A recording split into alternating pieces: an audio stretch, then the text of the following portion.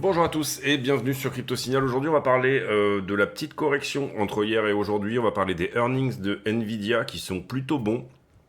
Et qui sont sortis il y a 2 jours, avant-hier soir, puisqu'on n'a pas fait de vidéo hier. Et puis, encore une fois, on va vraiment insister sur la liquidité et la correction telle qu'elle est actuellement, puisque on est typiquement dans le scénario qu'on avait établi, c'est-à-dire une correction globalement sous les 105 000 $.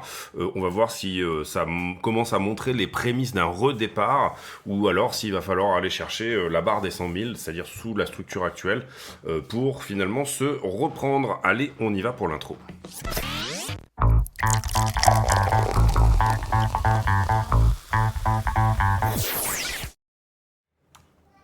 Alors d'abord, magnifique prise de liquidité sous les 104, c'est ce qu'on avait dit, c'était notre scénario privilégié, vraiment d'échouer un petit peu sur cette résistance ici en 1 heure et de venir faire un petit tour sous la structure intermédiaire ici pour venir prendre cette boîte de liquidité.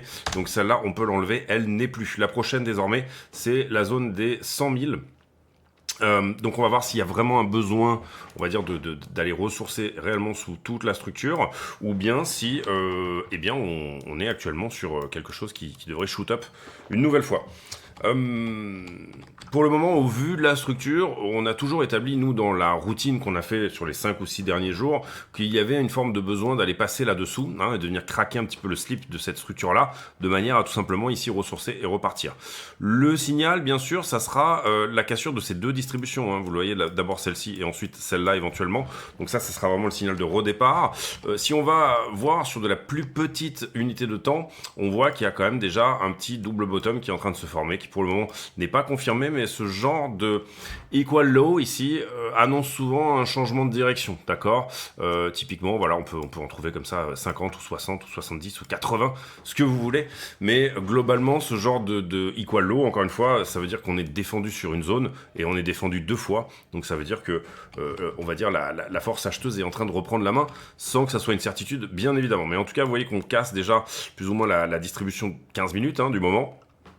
Et puis que on ressource encore une fois sur un equal low. Maintenant, pour vraiment mettre en place ce double bottom, pour vraiment le valider, il va falloir en casser la ligne de coup qui est ici. Et là, on aura un vrai changement, bien sûr, de direction de la structure, puisqu'on aura un break of structure avec éventuellement derrière une continuation de la structure. Ici, en tout cas, on a un equal low. C'est plutôt encourageant pour trouver bottom sur 104 600, ce qui était à peu près l'endroit où on avait dit eh bien qu'il n'y aurait plus de liquidation à prendre. Et vous comprenez que qu'est-ce qu'on est venu chercher ici? On est venu chercher quelque chose finalement sous tous les stops longueurs qui se trouvaient là, également dans les points de liquidation des longueurs. Globalement, par rapport au plus bas qui se trouve ici, théoriquement on doit tabler sur 1 ou 2% en dessous, et d'une manière générale, je pense qu'on y est, hop, comme ceci, pardon, je l'ai mal mis.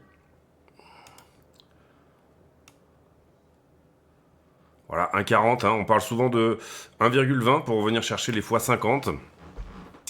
Et 0,60 à peu près pour venir chercher les x100. Ici, vous voyez qu'on vient chercher tous les x50. Bien sûr, tout le monde n'est pas rentré ici sur le bottom to pile, donc en général, on prend un petit peu plus haut. Enfin bon, vous voyez un petit peu l'idée ici. J'en profite pour vous dire de ne pas hésiter à vous abonner, activer la cloche des notifications, c'est très important. C'est ça qui fait que j'ai envie de continuer, finalement. Et éventuellement rejoindre sur Twitter. Allez voir dans les liens et la description de la vidéo tout ce qui est lien d'affiliation, notamment Bluffin, Mexeci, Qcoin, etc., etc., etc. Je rappelle que tous les bénéfices de la chaîne sont versés à Mécénat Chirurgie Cardiaque. Comprenez bien ici que si on revient sur l'idée de la structure, bien sûr, il faut faire attention à une inversion de polarité. Inversion de polarité, c'est quoi? C'est simplement de dire que ici auparavant c'était un support, et ben tous ceux qui étaient rentrés en longue ici sur cette zone-là se sont fait peur au travers de cette diminution, et que du coup au moment où on y retourne, ils se positionnent à la vente, c'est-à-dire ils sortent à break-even. Ça serait un petit peu l'explication d'une inversion de polarité. Pour le moment, j'y crois pas trop. Maintenant, ce que je voulais voir aussi, c'est pour ceux qui ont vu les routines de avant-hier, tous ces derniers jours, c'était vraiment le scénario privilégié pour nous d'aller ressourcer en dessous des 105. Maintenant, ce que je voudrais voir, c'est quand même que ça se remette rapidement dans la trend. Ici, là, vous le voyez, cette trend-là. Voilà, il faut pour moi qu'on passe pas trop de temps là-dessous. Et pour le moment, vous comprenez que ça met un petit peu de temps, cette histoire. C'est-à-dire que vous le voyez ici, on est sur très largement plus que 24 heures. On est autour des, peut-être peut-être 48 heures, un truc comme ça, sous la trend. C'est pas des choses qu'on aime voir. Nous, ce qu'on aime voir, c'est des mèches, ce que j'appelle, entre guillemets, vous savez, comme quand un enfant éternue. Et vous avez la crotte de nez qui descend et qui remonte instantanément. Voilà, c'est un petit peu ça l'idée d'avoir quelque chose qui est suffisamment rapidement en train de ravaler ce qui s'est passé avant, une englobante finalement. D'une certaine manière, j'aurais envie de dire que peut-être si on devait donner un critère, une time frame dans laquelle on ne doit pas perdre la trend, j'aurais envie de dire que le daily était la time frame et que du coup, vous le voyez, on a fait vraiment une bougie entière en dessous. Donc pour le coup, pas très joli à ce niveau-là. Difficile de dire sur ce genre de time frame. Vous comprenez aussi que nous, on lui donne une forme de temporalité. Vous le voyez, par exemple, là, je la regarde en weekly. Il y a une belle mèche dessous, ici, une belle mèche dessous, encore ici. Voilà, ça peut. Donc, si en weekly, on a ravalé, on peut considérer dorénavant que c'est un petit peu la dernière zone. Et vous comprenez qu'ici, l'idée, c'était également d'aller chercher 150 000 autour du 7 ou 8 juillet. Entre le 7 et le 11 globalement, au travers de ce momentum-là. Donc il ne faudrait pas le perdre de trop, sinon on risque de faire tout simplement une correction plus poussée pour revenir ressourcer plus bas. Et là pour le coup, cette temporalité qu'on avait établie au 10 ou 11 juillet pour être à 150 000 $ déjà, et 123 000 autour du 9 juin, bien sûr, est remise en cause. Donc il faut qu'on réintègre ici, bien sûr. On avait dit c'est pas un problème de la perdre, mais il faut que dans sa temporalité, elle ne soit pas perdue. Pour le moment, elle est en train de se transformer en weekly. C'était auparavant une daily, et en daily, vous comprenez qu'elle a été clôturée, cette trend. Donc c'est pas très joli de ce côté-là. Voilà, il faut que ça table sur une prise de liquidité, donc ça remonte rapidement au-dessus. Et là, on est vendredi. En général, le week-end, on se balade plutôt en crabe. Je ne sais pas si vous avez remarqué, mais globalement, c'est un petit peu la donnée en ce moment. Donc, ça n'augure pas grand-chose de bon. Ether, Bitcoin, on n'a pas fait de nouveau plus haut ici, en tout cas. Donc, on n'a pas vraiment changé de caractère au niveau de la structure, même si on avait réussi à casser ça. Ça s'est quand même bien repositionné à la hausse, en tout cas depuis 4 ou 5 jours, vous voyez qu'on est un petit peu sur une forme de tendance haussière. La question étant, est-ce que j'ai mon impulsion là, est-ce que j'avais ma correction là, et est-ce que là j'ai mon impulsion supplémentaire, ou alors est-ce que je fais un flag plus grand, ce qui est tout à fait jouable sur Ether, Bitcoin. Vous voyez que ici, nous ce qu'on cherche c'est le retracement haussier, et on est dedans du coup, mais voilà, aucune certitude que ça c'est le support. Est-ce qu'on n'a pas besoin d'aller ressourcer là aussi également sous la structure? Pour le moment en tout cas ça se positionne pas trop mal. Et même chose, est-ce qu'on ne cherche pas la flat ici à la prise de liquidité finalement sur Ether pour venir reprendre quelque chose au niveau des 2003, ou alors est-ce qu'on joue la running ou la sortie de cette compression ici, si on le voit comme un triangle, de ce triangle par le haut directement, d'accord? C'est un peu ça la question. Belle poche de liquidité quand même en une semaine sur les 2003, ça serait étonnant qu'on n'aille pas les chercher et qu'on ne produise pas une sorte de flat, un passage sous la structure là ici également, avec éventuellement même revenir ressourcer sur la trend initiale qui est ici là, ça serait pas du tout étonnant de faire ce genre de choses. Maintenant si ça casse et si ça part directement, si ça sort de cette petite compression ici par le haut, tant mieux. Et là pour le coup lui à l'inverse, il a fait un nouveau plus haut au niveau de la structure. Par contre ça n'a rien eu d'impulsif, d'accord? Au moment où on est venu chercher par-dessus cet equal high, ça n'a pas percé, ça n'a pas vraiment, ça a refusé, d'accord? Donc ça c'est important à comprendre. Vous voyez que dans son UT, ici en daily, globalement, on va demander à Ether, finalement en fait ce qu'on va faire c'est, c'est juste remonter le petit daily qui est là, puisque pour le coup il a été cassé certes, mais vous voyez qu'il n'y a pas eu l'impulsion, ce qu'on veut c'est le pulse qu'il y a derrière, et là ça n'a pas trop été le cas. Vous voyez aussi que on est typiquement dans cette zone au niveau du, là on a un petit 1 heure je crois. Oui, si c'est jaune, c'est un 1 heure. Il y a un petit, oui, c'est un 1 heure. Il y a un petit 1 heure ici que je ne serais pas étonné qu'on vienne le craquer. Si on devait refouler à un moment donné, ce serait peut-être dans cette zone-là, justement, sur Ethereum. Personnellement, je vise, vous le savez, entre 3000 et 3003 pour le prochain TP sur nos trades Ethereum. Pour le moment, ça ne veut pas y aller. Ça a bien amorcé ici sur la prise des 2750, mais ça ne veut pas y aller littéralement. Le total 3, eh bien, pour le coup, c'est pas joli non plus, au sens où on vient de passer sous la structure ici, on est venu chercher le 4 heures dont on avait pas mal parlé dernièrement. Même chose ici, pour moi, les deux dernières portes pour ne pas refouler une all season, ce que j'entends par refouler une all season, ça veut dire avoir des alts qui vont à 12% de dominance, ce qui serait un peu dramatique, hein, bien sûr, sur les niveaux actuels. Là, vous voyez que le support est ici, c'est le 4 heures qui est là. Pour le moment, il nous a donné une petite réaction. Effectivement, on perd légèrement la trend qui est là. Mais vous voyez qu'on l'a déjà perdu par le passé. Encore une fois, c'est une trend qui, elle aussi, a une time frame très haute. Donc, on lui permet des prises de liquidité également.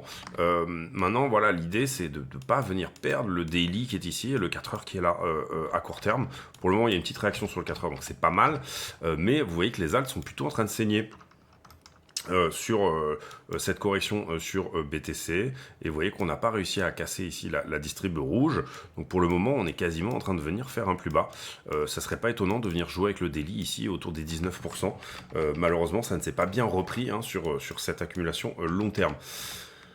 À long terme, justement, celle-ci est théoriquement plus forte que celle-là, d'accord? Parce qu'elle est dans une unité plus importante. Par contre, elle permet des prises de liquidité et elle permet qu'on passe au travers. Elle permet des mèches. Il n'y a aucun problème à venir faire des mèches, d'accord? Donc sur les altcoins, bah ici, ça vient un petit peu purger sous les supports, ce qui n'est pas une mauvaise chose en soi pour repartir, mais ce qui, à ce stade, n'est pas forcément, comment dire, ce qu'on veut voir. Hein. En tout cas, ce qu'on veut surtout pas voir, c'est quelque chose qui vient s'installer dans sa time frame, donc en 4 heures ou en daily, sous ce niveau rouge et ce niveau orange.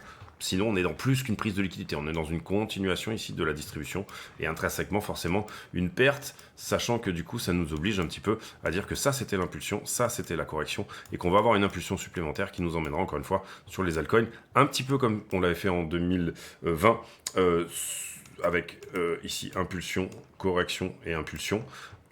Sur les 12% de dominance. Donc on serait du coup dans un range entre 37 et 12%.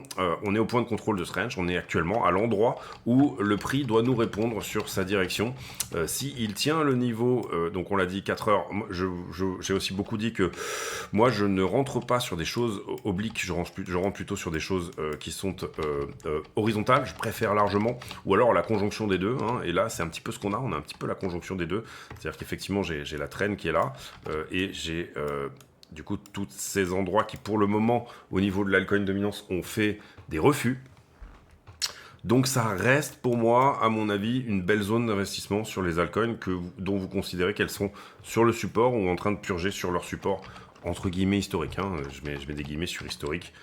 En crypto, 2 ans c'est l'histoire, d'accord, donc 1 ou 2 ans c'est l'histoire, donc du coup quand je dis historique, bien sûr, n'allez pas essayer de chercher quelque chose dans l'Empire romain, on est vraiment ici sur quelque chose de, entre guillemets, historique encore une fois. Donc pour moi, on va sortir de cette compression ici par le haut, mais attention à ce scénario où finalement on continue à distribuer et on dégage jusqu'au 10 ou 12% de dominance, ce qui veut dire que toutes vos alts perdront la moitié de leur market cap, donc feront un moins 50% supplémentaire à partir de ce stade-là. Donc attention à ça, bien évidemment.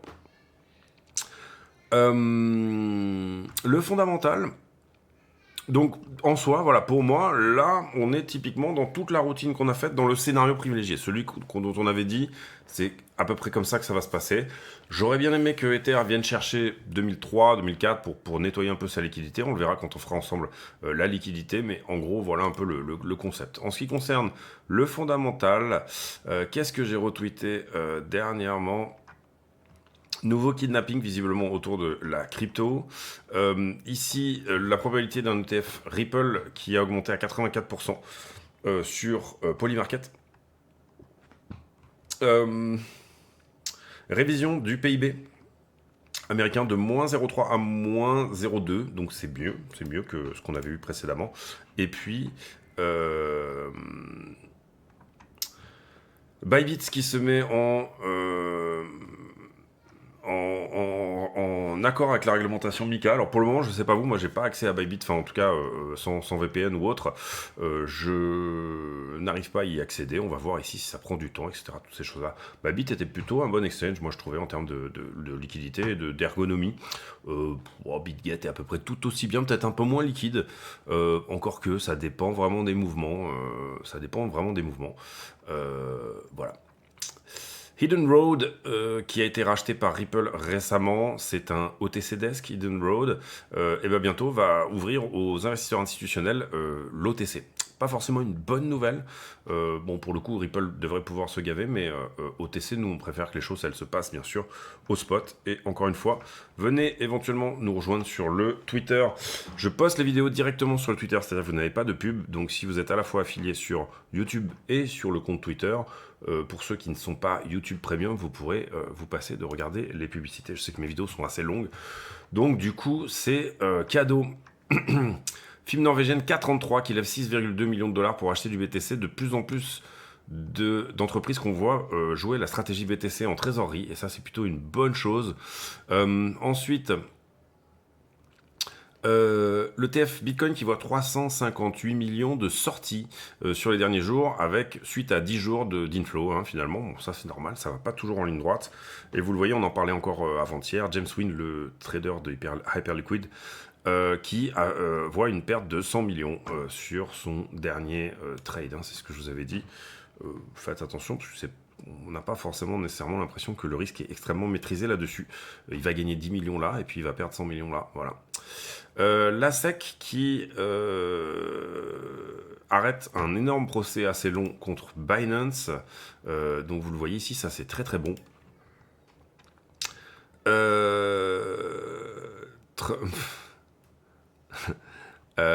Visiblement, il y a des choses qui vont sortir des tarifs comme peut-être le Gouda qui est très apprécié aux États-Unis.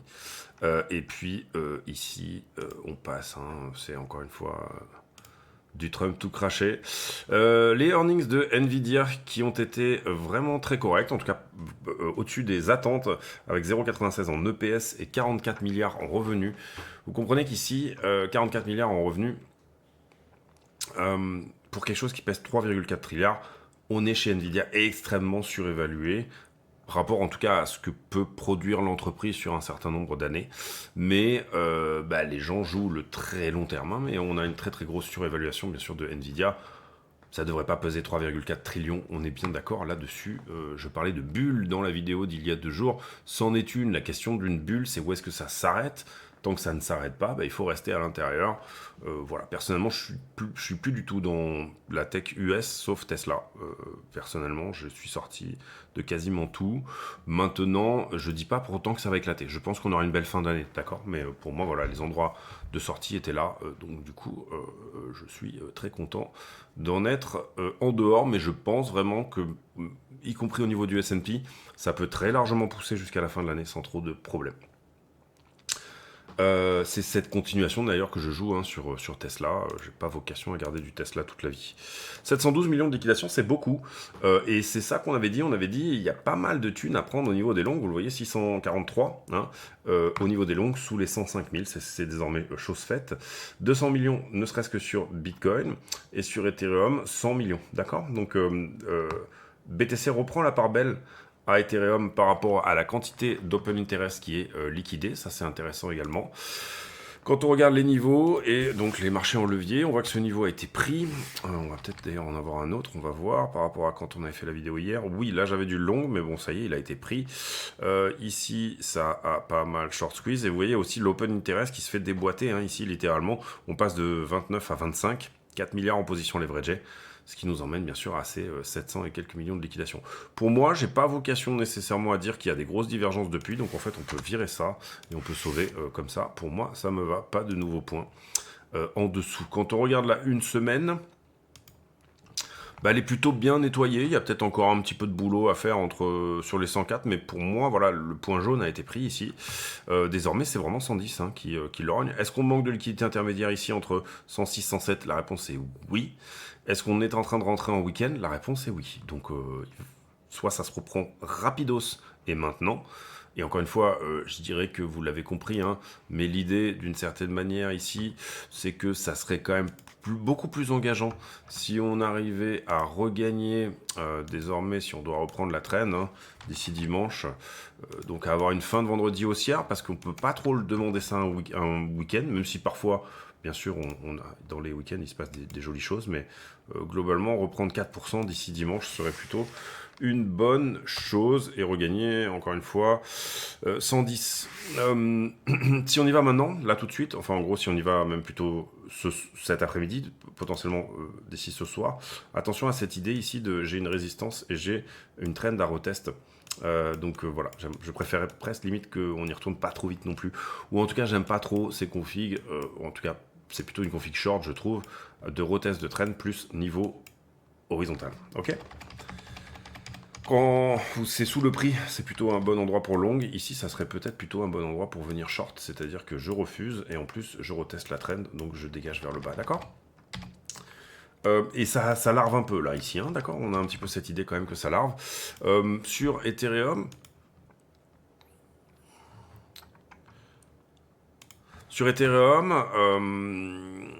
bon, bah, vous voyez que c'est correct quand même. En fait, on a glissé la liquidité ici et désormais, ce qu'on avait autour des 2003-2004 semble être parti par le côté. Hein, c'est-à-dire que c'est plus du tout de la liquidité une semaine. Ça va plutôt être de la liquidité qui date de 2-3 semaines. Vous allez le voir ici, je pense. Voilà. 2004, vous le voyez ici, elle a glissé hein, sur certains jours. Désormais, on voit plus que ça, mais il en reste un petit peu. Alors, c'est des traders qui potentiellement sont entrés le 21 mai. Ça reste 9 jours. Je considère que c'est encore frais. Donc une belle zone de liquidité pour rentrer, je dirais, sur Ether, c'est 2350 hein, à peu près. Hein. Ouais, 2350 serait une belle zone d'entrée. Vous voyez qu'en général, quand ça craque un peu son slip ici sur Ether, ça risque d'aller un peu plus bas. Donc ouais, 2003, pourquoi pas. Enfin, en général, voilà. Ici, si on veut vraiment tout liquider, hein, vous le voyez, ici, on devrait échouer normalement, si on veut vraiment aller chercher beaucoup de liquidité, 2273, voilà, quelque part dans ces zones-là. Avec bien sûr un petit peu de liquidité à 1007, mais pour le coup, sur un mois, sur Ethereum, ce qui serait le plus propre, c'est soit de se reprendre maintenant, puisqu'on a effectivement déjà bouffé la 7 jours, soit de venir ressourcer un petit peu plus bas encore, c'est-à-dire, encore une fois, 2003. Mais la liquidité est de moins en moins fraîche. Cette liquidité qu'il y avait là, c'est un petit peu comme quand on regarde maintenant ce qu'il y avait à 1007, vous comprenez que ça date du 7 mai. 23 jours, c'est plus que du trader de position. Hein. Il y a très peu de gens qui sont encore dans ces positions, probablement uniquement des gens qui jouent des UT très importantes. Voilà en ce qui me concerne mon analyse. Globalement, on n'est pas surpris parce qu'on s'attendait à cette prise de liquidité. C'est le but de la routine aussi, hein, c'est de dire là je sens que ça va corriger et que quand ça corrige, du coup, ben, on ne soit pas bien sûr surpris. Ici, je crois qu'il faut voir les choses comme voilà, potentiellement zone de retournement déjà jolie parce qu'on est passé sous la structure. Ici, il y a un beau volume profile qui peut peut-être nous permettre, si on se base sur bien sûr toute cette latéralisation là, belle zone d'achat où il y a des gens qui pourraient venir défendre leur entrée, mais également venir entrer de manière plus agressive encore. Et attention, zone de liquidité à 100 000, si on doit relâcher, si le marché doit relâcher à nouveau 5 ou 6%, on sera peut-être à ce moment-là dans quelque chose de beaucoup plus long dans le temps, c'est-à-dire une forme de distribution qui vient nous emmener sous les 100 000 dans cette zone-là pour ensuite ressourcer et repartir. Je n'ai pas trop de doute que pour moi, l'ATH, les 110, 111 ici, n'est pas le top du moment. Maintenant, je peux me tromper, hein, encore une fois. Et on a, attention, et c'est pas du tout un problème que de le dire, déjà quand même un premier signal de top qui est la perte de cette trend et qui ne se fait pas en mode paf paf, d'accord. Pour le moment, on n'a pas l'impression que c'est ça. Donc, on reste vigilant, bien évidemment. Voilà, peut-être un short pour Edge, par exemple, si on vient refuser sur les 110 ici. Maintenant, on peut vraiment estimer qu'il y a un petit peu de liquidité au-dessus des 110. Hein. C'est pas quelque chose que j'ai forcément noté ici, mais voilà, à 110, 111, il y a un petit quelque chose dorénavant hein, qui est là, quoi. Hein. Donc, on peut éventuellement le mettre. Hein. C'est pas extrême non plus. On va dire jusqu'à 112, légèrement en dessous des 113. Ici, vous avez une petite boîte de liquidité dorénavant qui est là. D'accord Voilà, les amis, j'espère que cette vidéo vous a plu. On se retrouve demain pour une nouvelle. Non, on se retrouve pas demain. Je pars en week-end là dans une heure ou même pas. Donc non, on se retrouvera pas demain ni après-demain. On se retrouvera lundi pour la prochaine vidéo. Je vous souhaite à tous un très bon week-end en espérant que désormais, et vous l'aurez compris, à ce stade, mon scénario privilégié, ça reste de récupérer la trend assez rapidement, hein, donc d'ici la fin de semaine. Mais attention à un rejet sur cette zone-là pour venir ici. Voilà les deux scénarios globalement que je chéris à ce stade. J'ai pour habitude en fin de vidéo de poser une question à la con, c'est-à-dire de poser une question qui n'a rien à voir avec le prix du Bitcoin, mais qui nous permet de de choses et d'autres. Et la question du jour, tiens, quelle est votre meilleure recette? Le plat, quel est le plat que vous le faites? C'est un banger. À chaque fois, les gens disent waouh, c'est extrêmement bon. J'adore. Ça sera la question à la con du jour. On se retrouve demain pour une nouvelle vidéo. Venez vous abonner sur X, mettez un like, c'est important. Petit commentaire d'encouragement, il faut que je réponde à des centaines de commentaires. Non pas que j'ai des centaines de commentaires par vidéo, mais plus que j'ai une bonne centaine de vidéos de retard. Non, peut-être pas une centaine, mais je pense que j'ai 20 ou 30 vidéos de retard sur la réponse aux commentaires et j'en suis désolé, mais ça sera pas pour ce week-end non plus. Et puis voilà, on se retrouve demain pour une nouvelle... Non, on se retrouve lundi pour une nouvelle vidéo. D'ici là, titillez les algorithmes, aidez la chaîne à grossir, même si c'est une chaîne qui n'a pas vocation à être énorme. Il y a peut-être des gens que ça peut intéresser d'avoir ce type de contenu. On se retrouve demain, portez-vous bien, ciao ciao.